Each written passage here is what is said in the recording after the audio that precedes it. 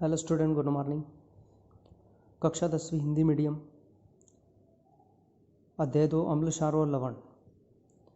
देखिए स्टूडेंट, आपको 5 क्वेश्चन के बाद आगे के 5 क्वेश्चन आपको सेंड किए जा रहे हैं। इम्पॉर्टेंट क्वेश्चन है, इसको आप लिख लेंगे। मैं यहाँ पर उसको एक्सप्लेन कर देता हूँ। चलिए, हमने अम्लों के बारे में पढ़ा था, अम्लों के गुण देखे, ठीक है ना। अब देखते हैं उसके रासायनिक गुण। सबसे पहले अम्लों के रासायनिक गुणधर्म लिखिए, ठीक है। अम्लों के रासायनिक गुणधर्म में हम देखते हैं कि धातुओं से क्रिया, अम्ल धातु से क्रिया करके क्या बनाता है। तो हम देखते हैं यहाँ पर अम्ल धातुओं से क्रिया कर हाइड्रोजन गैस मुक्त करती है या बनाती है। देख सकते हैं हम यहाँ पर H2SO4 एक अम्ल है, यहाँ पर सोडियम जो है धातु है, यहाँ पर हमने 2 लिए, ठीक है ना। बैलेंस करने के लिए हमारे पास बन गया Na2SO4 प्लस H2, ये गैस मुक्त हो गई। तो हमेशा याद रखना, क्वेश्चन पेपर में भी आता है ये कि धातु अम्लों से क्रिया करके क्या करती है, या अम्ल धातु से क्रिया करके क्या करता है। तो धातुएं या अम्ल धातु से क्रिया करके हाइड्रोजन गैस बनाती है। सेकेंड है पॉइंट इसका, धातु कार्बोनेट। अब धातु कार्बोनेट से, अम्ल धातु कार्बोनेट से क्रिया कर कार्बन डाइऑक्साइड गैस मुक्त करती है या बनाती है। ये कार्बोनेट ग्रुप होता है CO3, sodium carbonate plus HCl अम्ल है। यहाँ पर हमने 2 बैलेंस किया इसको, तो बन गया 2NaCl। ये होता है लवण। H2O पानी का एक अणु मुक्त हुआ, plus CO2 carbon dioxide gas. क्षारों से क्रिया, ये इंपॉर्टेंट है। अम्ल क्षारों से क्रिया कर लवण और जल बनाते हैं। इस क्रिया को उदासीनीकरण अभिक्रिया भी कहते हैं, ठीक है। तो जब अम्ल क्षार से क्रिया करता है तब लवण बनता है और ये लवण और जल बनता है। यहाँ पर HCl अम्ल है, NaOH NaOH जो है वो क्षार है, NaCl यह बन गया हमारा लवण और जल। ये जो क्वेश्चन है ये इस तरह से भी पूछा जाता है कि उदासीनीकरण अभिक्रिया किसे कहते हैं, तो आपको इसका आंसर यही वाला लिखना है। चलिए अगला, धातु ऑक्साइडों से क्रिया। अब जो अम्ल है वो धातु ऑक्साइडों से क्रिया करके क्या बनाती है ये देखते हैं हम। तो अम्ल धातु ऑक्साइड से क्रिया कर लवण तथा जल बनाते हैं। यहाँ पर भी धातु ऑक्साइडों से क्रिया करके लवण और जल बनाएंगे। देख सकते हैं हम MgO, ये धातु ऑक्साइड है, मैग्नीशियम ऑक्साइड, अम्ल 2HCl, MgCl2 प्लस H2O, ठीक है। तो ये इसके 4 गुण हो गए। आगे के क्वेश्चन देखते हैं हम। चलिए अगला क्वेश्चन है क्वेश्चन नंबर 7वां। अम्ल का जलीय विलयन को विद्युत का चालन क्यों करता है।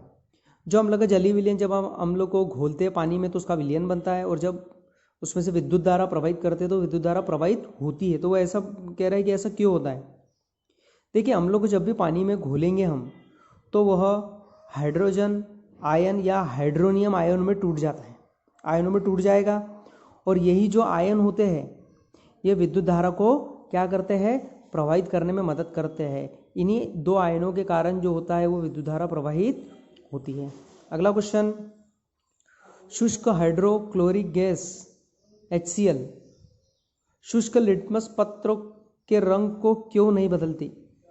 देखिए, अगर गैस शुष्क है, HCl गैस या कोई भी गैस हो, H2SO4 हो, तो वो लिटमस पत्र के रंग को नहीं बदलती, क्योंकि जो लिटमस पत्र, चलिए देखते हैं। देखिए, लिटमस पत्र का जो रंग होता है वो हाइड्रोजन आयन के कारण बदलता है, हाइड्रोजन आयन के कारण बदलता है। शुष्क HCl में हाइड्रोजन आयन नहीं होते, शुष्क में नहीं होगा, उसको गीला करना पड़ेगा, उसका घोल बनाना पड़ेगा। ये केवल जलीय विलयन में ही संभव है। मतलब HCl गैस को जब हम घोलेंगे, उसका जलीय विलयन बनाएंगे और लिटमस पत्र उसमें डालेंगे तो ही उसका रंग बदलेगा। सूखे में बिल्कुल रंग नहीं बदलता, क्योंकि सूखे में हमें H+ आयन नहीं मिलते। चलिए, वो क्या कह रहा है यहाँ पर, ना तो HCl का जलीय विलयन है और ना ही लिटमस पत्र गीला है। मतलब दोनों में से एक भी जो है वो तरल अवस्था में नहीं है, तरल अवस्था में नहीं है दोनों में से। अगर लिटमस पत्र गीला होगा और उसमें हम HCl गैस डालेंगे तो वो लाल हो जाएगा, या HCl का जलीय विलयन होगा और लिटमस पत्र डालेंगे तो वो लाल हो जाएगा। चलिए अगला क्वेश्चन देखते हैं। विरंजक चूर्ण के उपयोग लिखिए, ये भी इंपॉर्टेंट क्वेश्चन है। चलिए देखते हैं विरंजक चूर्ण, ठीक है ना।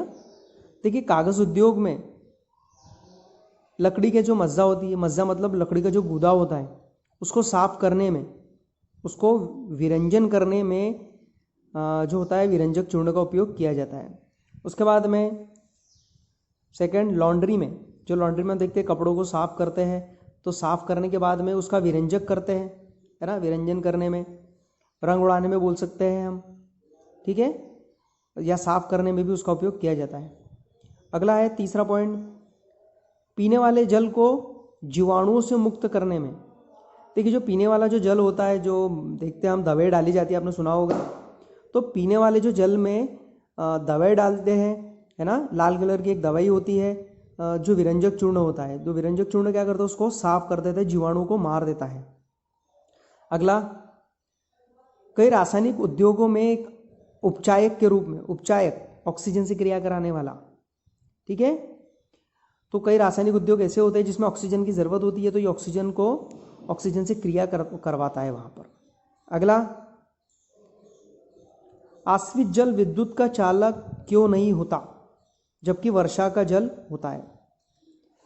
चलिए वो कह रहा है अपने को कि जो आश्रित जल होता है, आश्रित जल के बारे में बता देता हूँ आपको। आश्रित जल शुद्ध जल होता है, और शुद्ध जल में कोई लवण नहीं होते भाई, कोई लवण मिले हुए नहीं होते उसमें।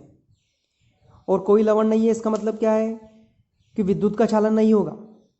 जबकि वर्षा के जल की बात कर रहे हैं हम, तो वर्षा के जल जब आता है, बरसता है, तो उसमें कई तरह के लवण होते हैं, कई तरह के लवण घुले होते हैं वर्षा के जल में। ये लवण क्या करते हैं, टूट जाते हैं, और टूटने के बाद क्या बनाते हैं भाई, हाइड्रोजन आयन बनाते हैं। और आपको पता ही है हाइड्रोजन आयन क्या करता है, हाइड्रोजन आयन जो होता है वो विद्युत का चालन करता है, विद्युत को ले जाने में मदद करता है। इसलिए वर्षा के जल में विद्युत का चालन होता है, जबकि आश्रित जल में विद्युत का चालन नहीं होता, क्योंकि वो आयनों में टूटता नहीं, उसमें आयन नहीं होते, शुद्ध जल होता है, वो प्योर वाटर होता है, ठीक है। तो आज हमने 5 क्वेश्चन किए। अगले जो भी अगले 5 क्वेश्चन होंगे वो अगले वीडियो में आपको परसों या फिर जब भी समय मिलेगा हम सेंड कर देंगे। इसको आप लिख लीजिए और वीडियो द्वारा समझने की कोशिश कीजिए। Thank you.